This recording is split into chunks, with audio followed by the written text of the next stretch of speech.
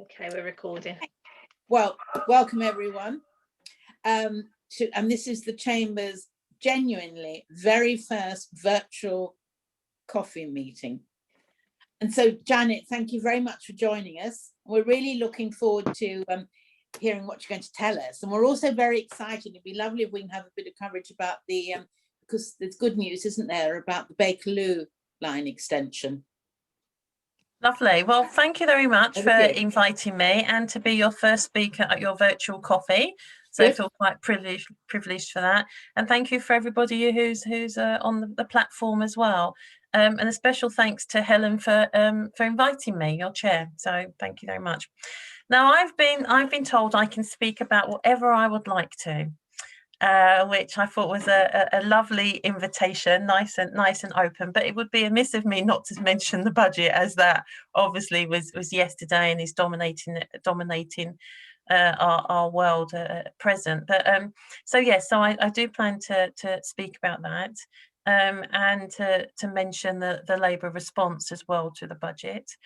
But first of all, I just want to recognise the fact that we're still experiencing the pandemic and the devastation of the pandemic, and I want to just extend my sympathy to anybody who's experienced any losses due to the pandemic in your own family and friends, and anybody who may be suffering from long COVID. So just to extend my sympathy to you for that. But I hope and trust everyone is safe and staying safe in the climate we're in at the moment. And for those of us that have children, it is good news that schools are going to be opening up on Monday. And I can see some nods there, which is good. And for me in particular, I know my kids are keen to see their other friends. Going on to the budget, there are very much mixed views about the budget. There are some things that people will be pleased about, some people won't be so sure about, and a lot of that will be in the detail of the budget as well. And also there'll be things that maybe we'd hoped would have been in the budget that is not there, and the lack of the government not taking a long-term perspective on the budget itself. I am speaking in the budget this afternoon, so I'm very keen to hear your views and anything you want to say to me, and see how I may or may not include that in my debate. But I'm very keen to hear from you. So I thought I'd just mention some things that came out in the budget, and the one is the furlough scheme. I know that will be and is welcomed by so many, and obviously that will continue until September. But because of the government's previous leaving to extend the furlough scheme to the last minute last time, many people already made redundant, and that had an impact on people's lives then. But I know people will be very pleased about that.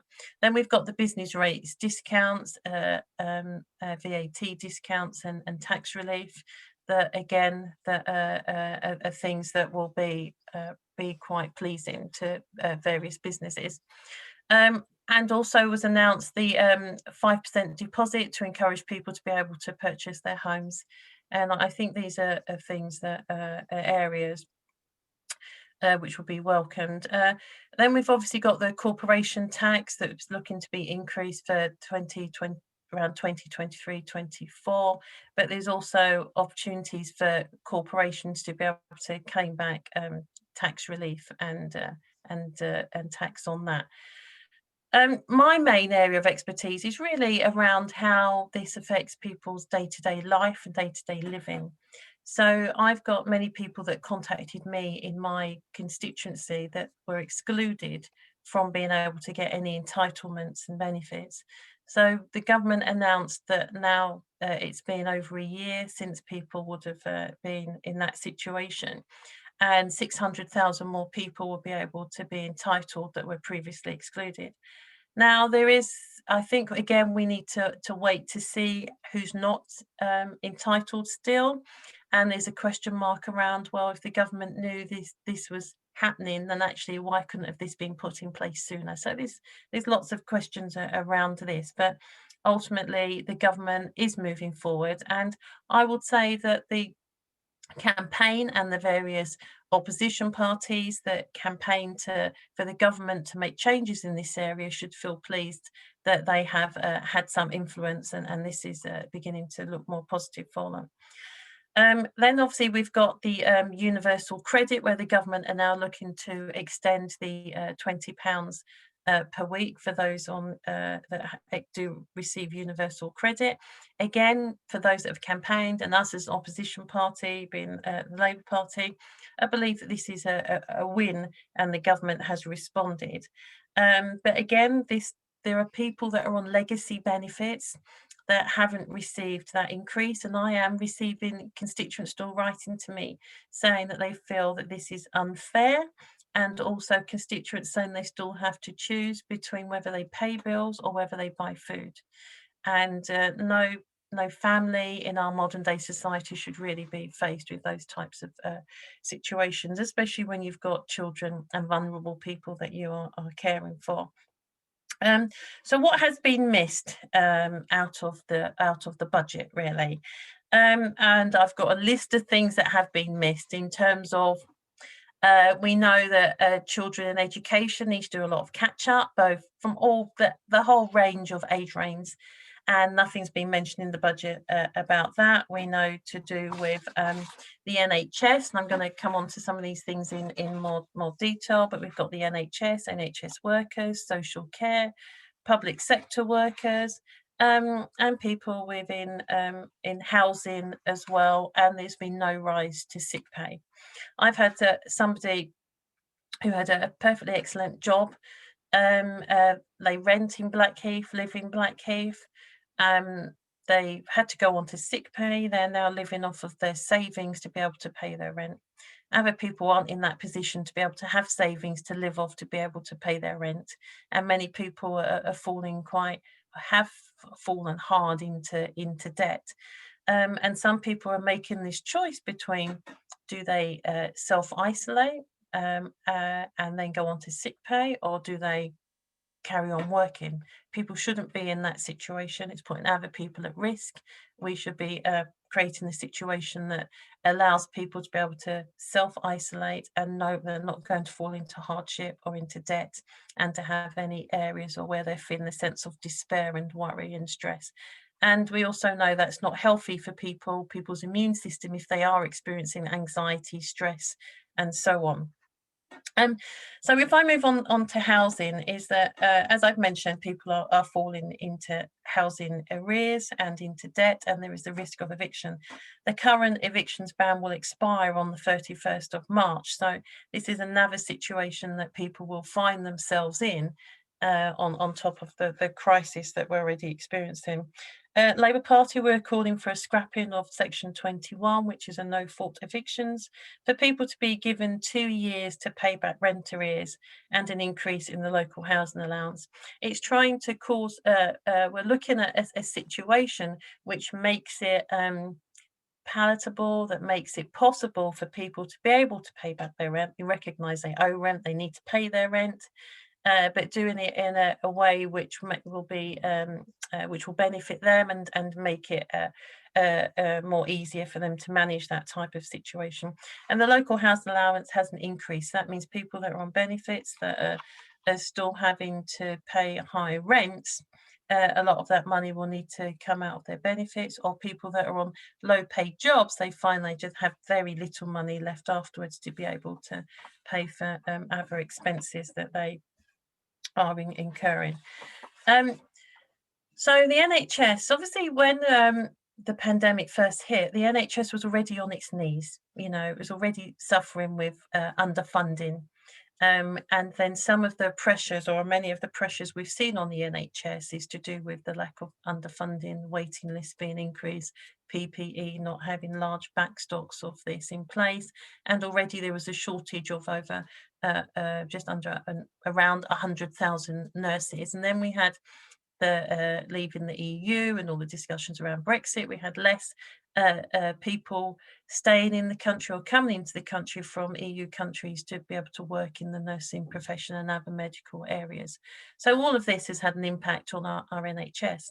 The health in November, the Health Foundation estimated that clearing the backlog and reducing waiting times in the NHS would cost around £2 billion a year over the next 3 years. The foundation also estimated that just the mental ill health legacy of the pandemic alone could cost at least 1 billion a year over the next few years. So it's quite astonishing that the government never had anything in the budget around the NHS. Now we know, I'm sure people are very aware of this, and this isn't new information at all, that people are experiencing a lot of emotional and mental health issues due to the pandemic, the illness itself, being isolated in the home, and especially for young people as well. There's been awful stories and situations that have been brought to my attention, and I'm sure to yours as well, where young people have really suffered due to the pandemic. And we've got people where there was already cuts made to local government and health provisions where the threshold had already changed for people with mental health conditions. And we need to really invest in mental health, and also the area of bereavement, where many people have lost their loved ones. People haven't been able to give them a good send-off as they would have liked to, and to attend the funerals and so on. So I think we're going to have there'd be a real need to invest in mental health services, and in particular CAM services, as I've already mentioned, which is services for children and adolescents. But again, that wasn't mentioned in the budget, but of course it'd be something as an opposition party we'll be speaking about. Cladding, a really awful issue that is experienced by leaseholders. The Housing Secretary not so long ago announced additional funding to fix unsafe cladding. Mentioned this on the 10th of February, saying that there'll be a further 3.5 billion to fully fund the cost of replacing unsafe cladding on the tallest buildings that are 11 metres to 18 metres. He promised there'd be details in the budget on this. There are no details in the budget on this. So this disappeared from the budget document. So again, that will be something that will be raised, that will continue to be raised. But there's a huge level of unsatisfaction about the Housing Secretary's announcement anyway, because what about people that have unsafe cladding where their buildings are below 11 metres high? And what about people that have fire safety defects and their buildings are below 11 metres high? These are lots of leaseholders and families that feel trapped in their homes, unable to sell, unable to move, and incurring a financial burden that is no fault of their own. And there's a huge level of unjust situations here that are being experienced by homeowners. Now we are in a pandemic crisis, and the government is making efforts to move us out of that, which is experienced across our globe. But we're also still in a climate crisis, and Labour's called on 30 billion of capital spending to be brought forward to power a green recovery from the pandemic and to support over 400,000 jobs. The government's just offering millions and looking at wind energy saving ways, and not looking at investing in green home grants or anything like this. So the government's really failing on the green agenda. There's also no mention of leaving the EU and how this will affect our GDP. It's almost as if it's disappeared from the government's radar that leaving the EU is having no effect whatsoever. The last thing I'd really like to mention is really to do with the fact that key workers' salaries payments are being frozen, but yet the government wants to increase council tax. And again, where it's pushing people, this will push people further into debt. You know, if you're looking to increase taxes, we do really need to be looking to increase wages as well, because what will happen is people won't be spending, won't be going out into our high streets to spend. People will be saving, be holding on to their monies because of insecurity, and we really need to get the economy going again, and that isn't a good way to help the economy to start moving. In my constituency, and in the borough of Lewisham, is one of the boroughs that has the most small businesses that are around and we really need to support small businesses, and small businesses need our support as well. So that's me. I'm happy to take questions and comments, and just to hear your views as well, generally on the budget, or anything I've spoken about, or anything you'd like to hear that maybe I haven't touched on as well. Thank you.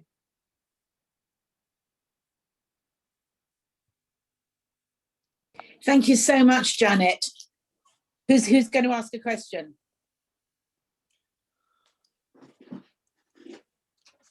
Yildiz. Hi, Janet. Hi. Hi.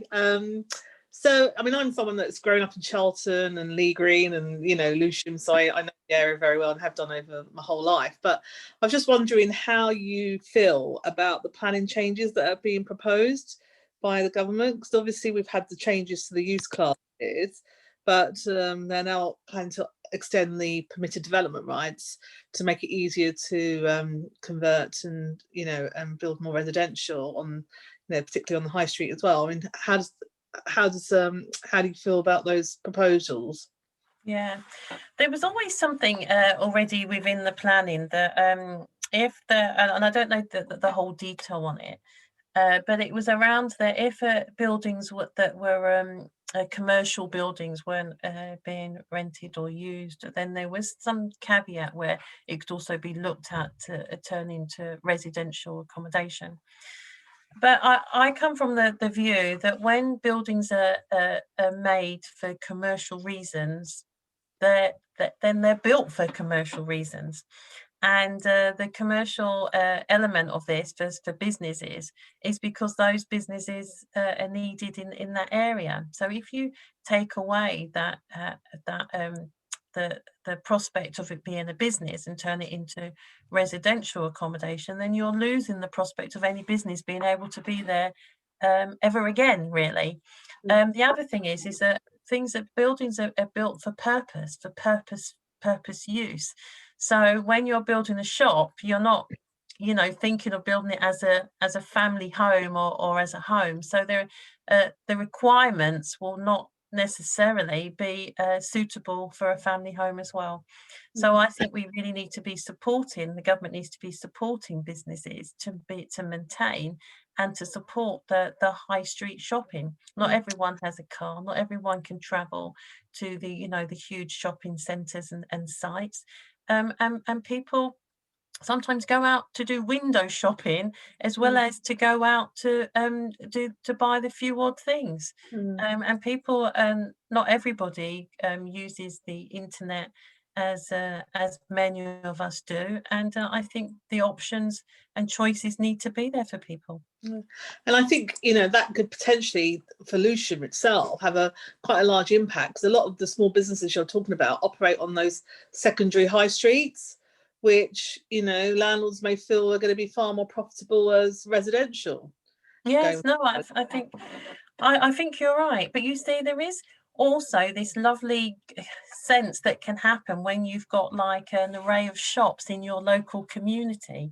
It all helps to build community spirit, community relationships. When you do have that, people, we're social beings, aren't we? Where we like to talk to people, we like to say hello, we like to know our shopkeepers like to know us. You know, there is that sense where we don't really want to lose that. But you're right, many landlords may see it as being more profitable, and it is a risk that we could lose a lot of shops on the high streets and on back roads as well. Thank you. Linda, before you start, I'd just like to say welcome, Peter. Sorry you had problems in logging in. We were talking about techie issues earlier. You can see the little record button, so you'll be able to you know, hear what Janet was saying later. But so join us in the questions. But I'm going to put over to Linda.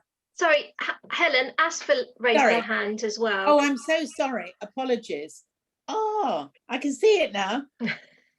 Let's go for Asfa first, then Linda. Thank you so much. So my question is around unemployment, and, you know, we spoke about universal credit. So we know the furlough scheme's been extended until the end of September. So, and we know that Lewisham has got significant issues around it. So what are your views in terms of how this budget will help actually to get these people back into jobs? So I actually don't think the budget focused enough on unemployment. There is a scheme they did speak about to do with the restart scheme that hasn't begun yet. And there's also a scheme called the Kickstart Scheme that created, I think it's 1 in every 100 jobs.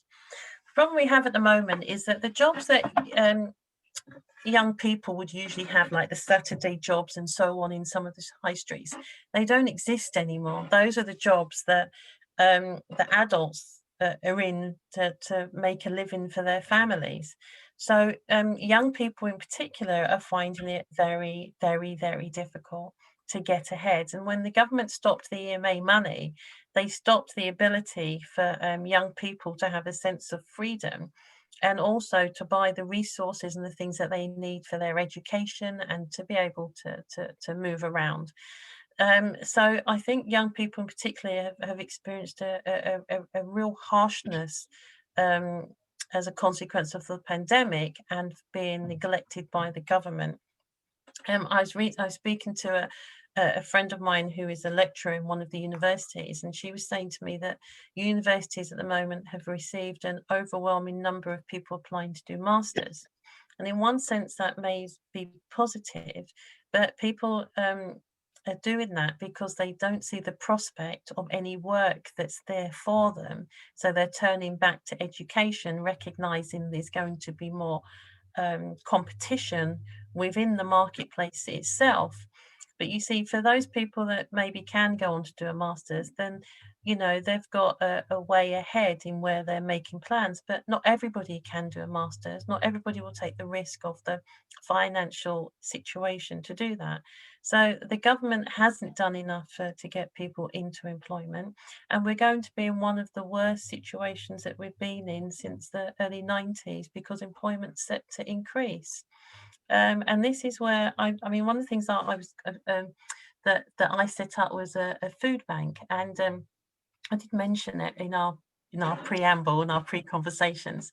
But I set this up 7 years ago, and that was a direct consequence of the universal credit, the 5-week delay, the 2-child cap limit. And I set that up then, and there was about it supported about 72 individuals.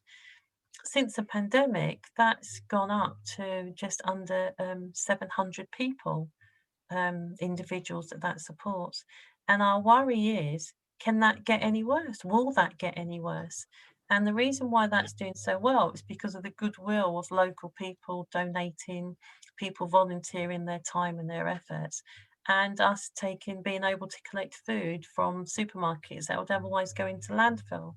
So there is a lot of goodwill, but if unemployment continues to increase, then these support systems that are there will continue. But I would argue that for a government to measure how successful they are would be for that number to reduce and for food banks to no longer be necessary. But the government doesn't seem to care about people that are on the breadline, under the breadline, and people that are suffering. And I do worry about the level of destitution that people are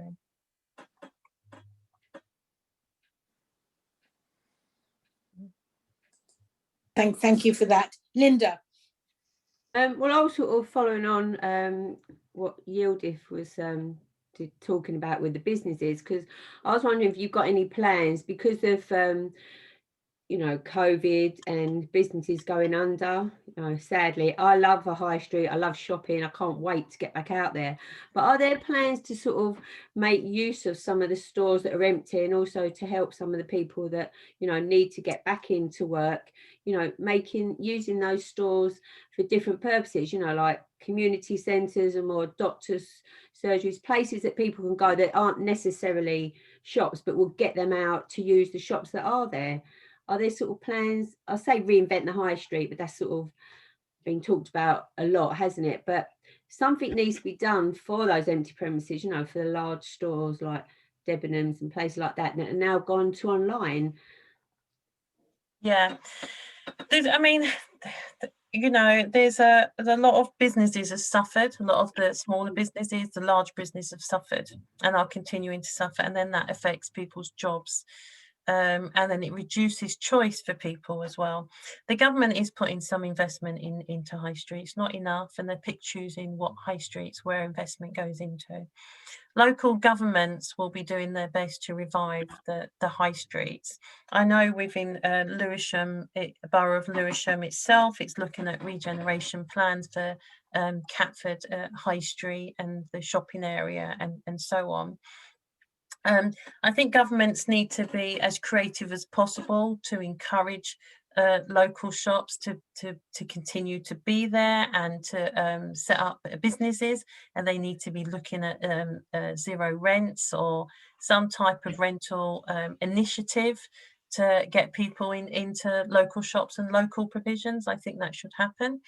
I think there are certain premises that are being used for community spaces where local councils are trying to help where they can, and I think that needs to continue. I know there's the Lewisham Hub that's working out of the place Ladywell in Lewisham, and I know there's lots of places of worship and faith organisations that are opening up their buildings for food provisions, for community use, and there's lots of charities and voluntary sectors that are really, you know, going far and above to try and help and meet the need that's out there, without a doubt. I think we need to, as a country, look at how we could generate wealth and income. And I think that needs to be our focus. You know, we're very much viewed as a white collar, service based country, but actually maybe we need to start looking at industry and how we can go back to some of the industries and how we can start to generate wealth within our country and help to support and to generate jobs for people. And, you know, I think it starts local, but it needs to start nationally as well. Okay, thank you. Thank you for that. Any more questions? Peter, anything you'd like to ask?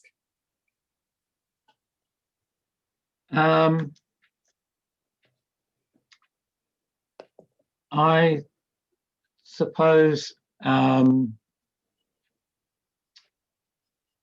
was interested in, I mean, you said something about High Street and doing alternative things. I mean, one of the things that I think is going to change is the way that we work.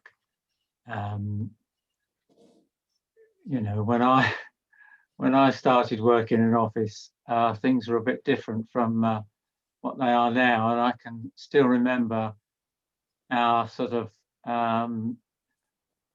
feelings of trepidation when a computer was first brought into the office. But you know, my business now, we work entirely online, and someone who used to work with us has just rejoined us part-time. She's living in Wallasey.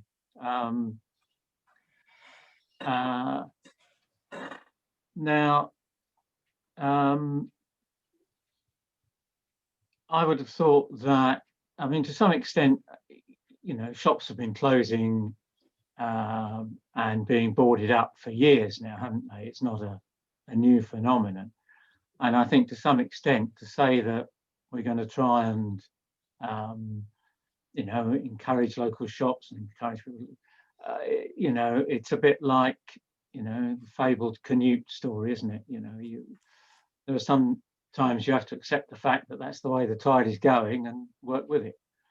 So I think we need something more imaginative, and we need, you know, one of the things that strikes me is we could be looking at providing sort of local hubs for people who don't want to work in their back bedroom, but don't want to trail up to town every day. And so I think we need to have a, you know, a more overall look at how we're going to reshape our high streets and our towns. And you're perhaps linked to that in terms of, you know, what you were saying about, you know, making stuff instead of just sitting at our computers. It's all very well, but you know, and we certainly make a lot of really high-end, high specification stuff, but we're never going to be competing with developing countries on, you know, making stuff in the way that we used to. So I think, you know, we need a plan that embraces the future and is more far-reaching, more rounded in terms of how we look at what we do locally with our high streets. That's it. What do you think, Janet? Yeah, you've raised lots of sort of points, very nice, thoughtful points, actually, Peter. I think you're right in terms of because of the pandemic, people's work, place of work has changed, and people have said that it's the working from home situation has probably changed a lot of work in offices for good, really. And I also know of some offices that have closed down completely and are no longer renting office premises in certain buildings because of the working from home. And I think it's a twofold thing, really, that for some people it works within their lifestyle to work from home, and for others it's been a bit of a nightmare. It hasn't worked for them at all, or it's worked initially and it isn't now. So I think there's this new sense of flexibility that has been experienced in terms of the provision and the setup from home. And we know that for some people, they could never work from home because of maybe the overcrowding situations, or you're not having the space, or not having the internet capacity, whatever it may be, or the tools. There are within Lewisham, there were these sort of like units where people could rent units, and I think they still are, and they are in different places, yeah, across London and country as well, where people can rent spaces and places that's locally where they can be office based, still be in the local area, but be able to come out of the home and go to work. So I think that provision is a good idea. Maybe that will bloom a bit more, where they will see more of that in time to come.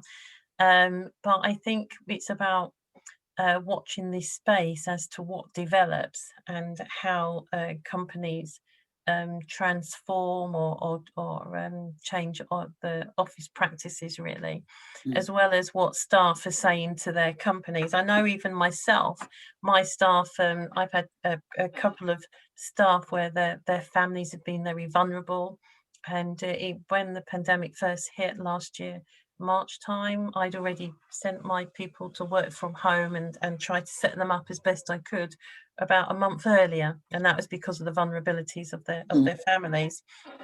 Some have appreciated that. Well, I know they've all appreciated that, but some people are itching to get back into an office, to socialise, to talk to each other.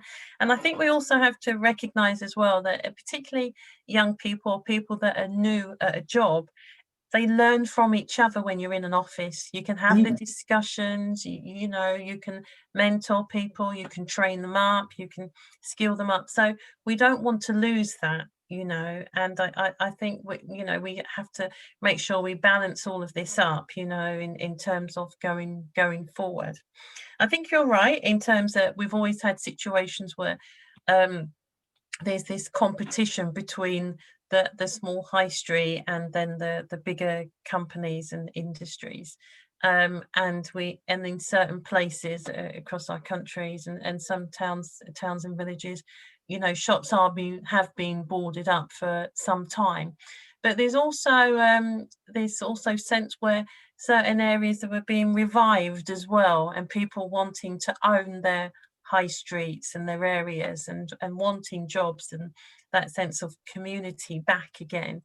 And I think I don't know, we'll have to wait and see, but I have a feeling that as this as the restrictions lift and as we come out of the distresses of the pandemic, I feel that people will go back to community and will want that community spirit and those community shops and that involvement.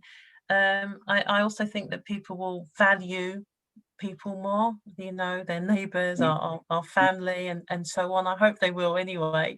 And so that's what I think that will probably happen. And I don't know what's happened in some of your areas, but in my area in particular, there's been more WhatsApp groups, there's been more Facebook pages of community groups coming together, or people sharing information, talking about different builders, where to get things, how to swap things. People are reaching out to each other. I think there'd be more community gardening.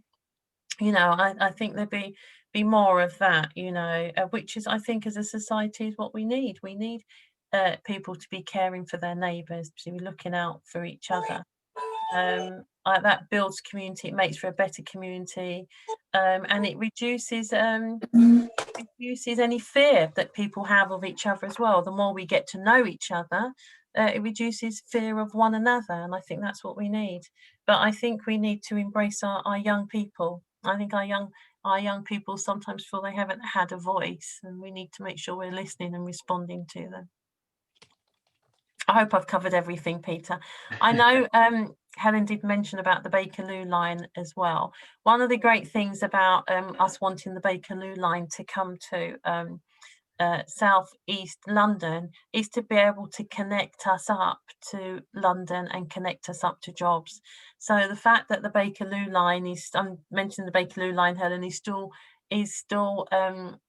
being looked at, is absolutely fantastic news for Lewisham and the South East. Obviously, Greenwich in Charlton has got the Jubilee Line, which was a real transformational thing for there, and the Bakerloo Line coming into Lewisham will be absolutely excellent for connecting commuters up to London. I remember when I was a local councillor and we was looking at the jobs for people in London, how to get maybe even to jobs to work at Heathrow and to Gatwick, because there was loads of vacancies in different areas in the airports. But actually, it was never cost effective for people to be able to travel that far to go to work. But I think having the Bakerloo Line, or the prospect of the Bakerloo Line coming to Lewisham, will mean it will help people to connect people up to different jobs across London and further afield. So it's really positive news. I think it's great, and as a chamber, we've really been supporting, putting our bit in. We've had quite a few breakfasts. In fact, we had a breakfast. It was it? Yeah, I think it was the year before last, when I've forgotten his name, the nice chap who's leading on the Bakerloo Line in Lewisham Council. James Walsh, James J. Walsh, or Damien Egan? No. Was it one of the officers? One of the officers. Okay. And we had a breakfast meeting, and he had a really good opportunity to actually speak with the leader of Bromley Council. Lovely. Because, we want it to go as far as it possibly can, further than Lewisham. I want it to, Hayes in Bromley would be ideal. Apparently. Exactly.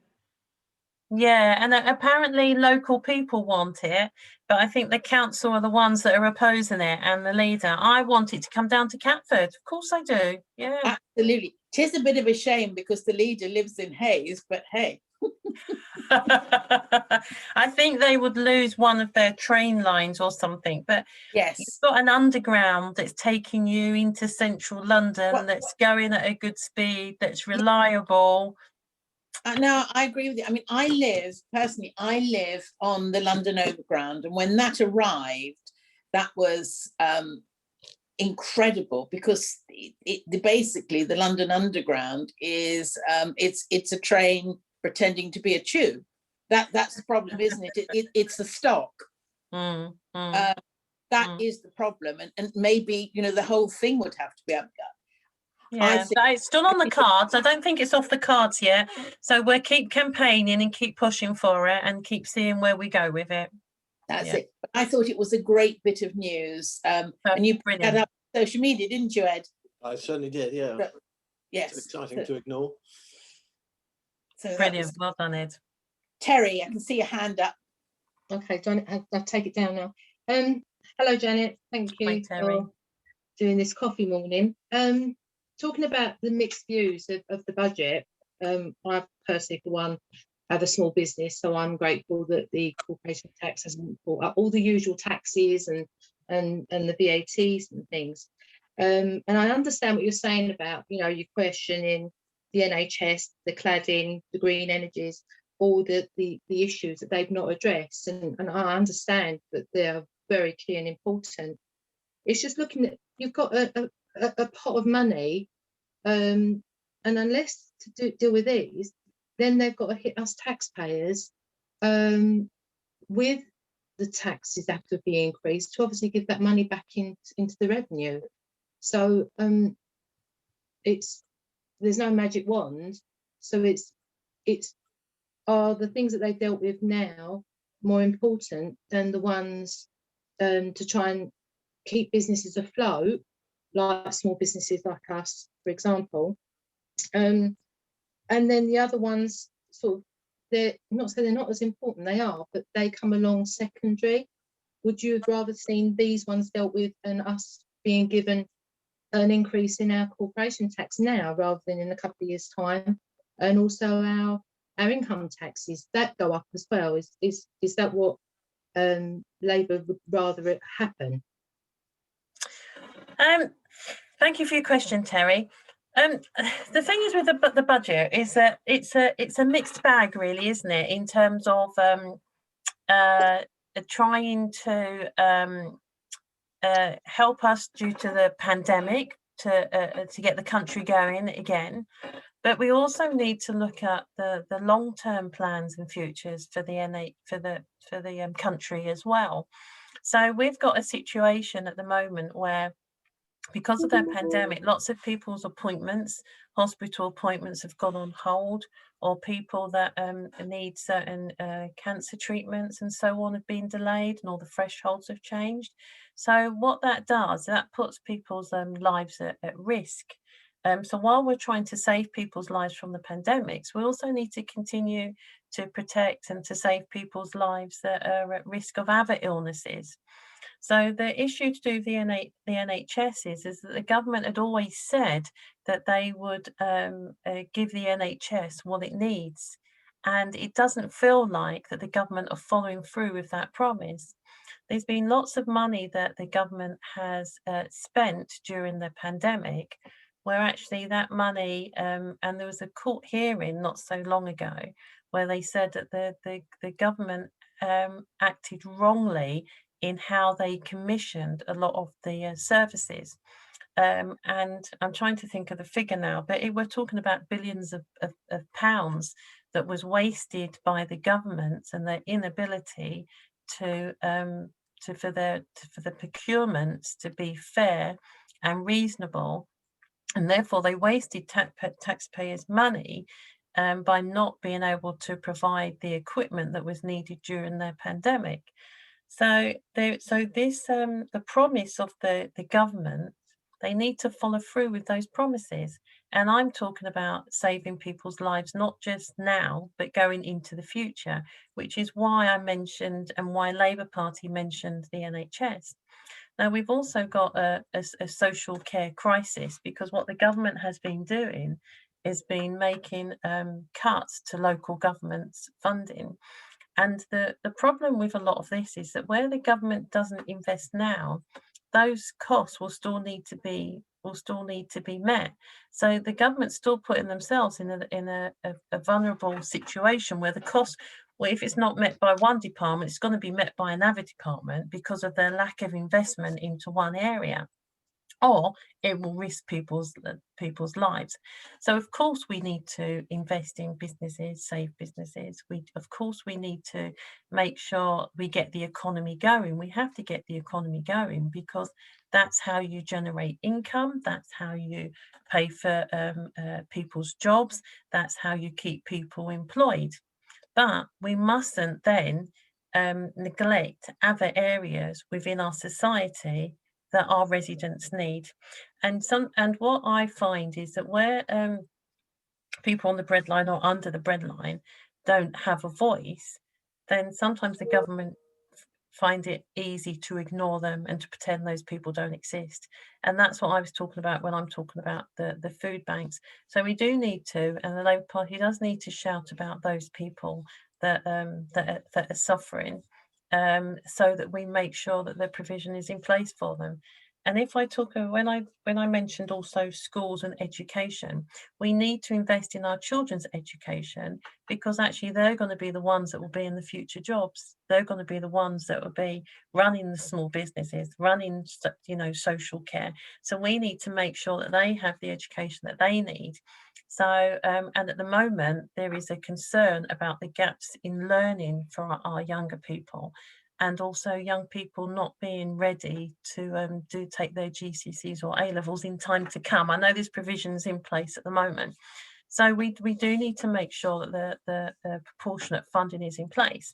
And where the government's already, again, made promises to do with the cladding, and the cladding affects leaseholders, people that are in socially rented accommodation, and people that are in privately rented accommodation. The government's already pledged to put money into that, but it wasn't mentioned in the budget. So there's a confusion. How can you pledge, and then the Secretary of State says that there's going to be money, it's going to be mentioned in the budget, and then it isn't mentioned in the budget? But how is it fair that somebody who lives over in a building of 11 metres won't have to pay towards the cladding change, but somebody in 10 metres does? Where's the justice in that, when it isn't the leaseholders, it isn't their fault? This is the developer's issue, but the government seem to not want to go after the developers as they should, because if you look at the politics of this, a lot of their developers have give donations to the Tory party. Not all of them, some of them, and all to do with the procurements, was that the procurements of the NHS provisions wasn't done properly because the vetting didn't take place. So there's an issue here. Are those people friends of friends that are allowed to be given all of these different contracts, and they're not following through with many of them? So there's a real issue here. So no, I want to make sure that provision is in place where it's needed, but I think we have to hold the government to account for wrong decisions, not following through with promises, and not treating the public money with the sensitivity and respect it deserves. Thank you. Asra, I can see your hands up. Thank you very much. So I think my question is, Janet, what you covered towards the end around education, I think is coming back to young people. There are two aspects there. One is, everybody's talking about youth unemployment, which is an issue at the moment because of, the way we've been hit by COVID, etc., and the way the job market is changing. But I think the second biggest issue from education point of view is the knowledge gaps have been created because of COVID. So if you look at our learners, and obviously I'm going to talk about Lewisham College here, but if you look at schools and all the others, there's huge gaps in learning. And I don't think you can fill those gaps overnight. It's just not possible. They miss so much time, and they will progress to next levels, schools and in colleges with those gaps. From a personal point of view, in Lewisham College, we attract lots of groups, who are very disadvantaged because of where we're based.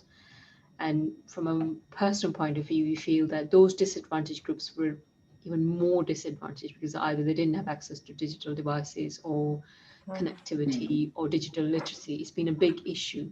The teams have been trying their best to be creative, but nothing can replace face-to-face teaching, learning and assessment. I think that's become clearly evident through the pandemic, and learners are desperate to come back. So I think it's something that we shouldn't take our eye off, because I think this is for years and years to come that we're going to have to address these gaps, and there should be more and more investment. Obviously, everybody's looking for investment, but if we are looking to create jobs for the future, I think we shouldn't take our eye off that. So that's what I wanted to share today. Thank you for sharing that. I think you're spot on. I think it's I have mentioned the young people quite a bit, and I appreciate you putting that into perspective, because a lot of young people, you're right, haven't got the tools, where they're disadvantaged, they come from deprived backgrounds. Some of them are in overcrowded situations as well. So the lockdown has been particularly tough on them in their own social setting, but also in their educational setting as well. And it's been harsh for them, where even when they've gone out and then they're being questioned for why they're going out, you know, even if it's just for walks or whatever it may be. So it can be quite tough on young people. In terms of, they do need the face-to-face, and young people welcome that. They want to be with each other, they want to be with their friends. If we think back to when we were young people and how we were, you know, how we socialized and how we were with our friends and enjoyed that company, and we still do, you know. So I think it has been tough on them. I know a lot of community groups and residential groups have tried to look to raise funding for certain communities and for certain people, young people, and I think all of that is welcomed. And again, that's where the communities are pulling together. And I know colleges and schools have also been reaching out. I mean, I've got young children myself, and the local school here has been doing a food bank for parents, and then another school up the road has been trying to raise funds for computers and dongles, and then another primary schools. There's lots of schools that are doing their best, and I'm sure Lewisham College is as well. But we need to just try and help and support our young people as much we can. And I know they'll be very appreciative when the libraries start opening back up as well, and they can get digital access. And sometimes we take it for granted and we think every young person's got a phone. They may have a phone, but they may not have data. You know, so things to think about. Very, very, very right there. And Janet, can I sort of ask that I know that there's the FE white papers out at the moment and everything, and we're really hoping to, we're as Chamber Movement, and I mentioned the London Chamber, we're all very excited about this, because one of the things that we would work, it's for local colleges to work with chambers of commerce, accredited chambers, and the London, you know, chamber is that, and we want to work with them. So as you know, our chamber, we want to work with ASFA for Lewisham College, London South East College that cover the other three, and equally when we're in Croydon, it'll be Croydon College. But we think that's really important, because Kickstart, there have been a lot of issues with that because they changed the rules. Yeah, and I think if we've got on to Kickstart, we'll be here till this evening. But when that white, you know, that we're really keen if you'd support that with the Chamber Movement working with colleges, because it is the chambers that have the knowledge of the local businesses. Happy to work with you, Helen. Happy to come and speak to you again. I've really enjoyed my session with you. Thank you for all of your comments and questions as well. Thank you. Super. Well, thank you very much for being with us, and we look forward to seeing you. Hopefully next time it'll be in the real world. It'll be breakfast. So I think I'm going to give a plug to ASFA. So at some point, ASFA, we'd like to come and have breakfast at the college, please. Again. Of course, you're very welcome. Thank you. We look forward to that. Definitely. Okay. Thank you again, Janet, and good luck with everyone. Thank you. Thank you.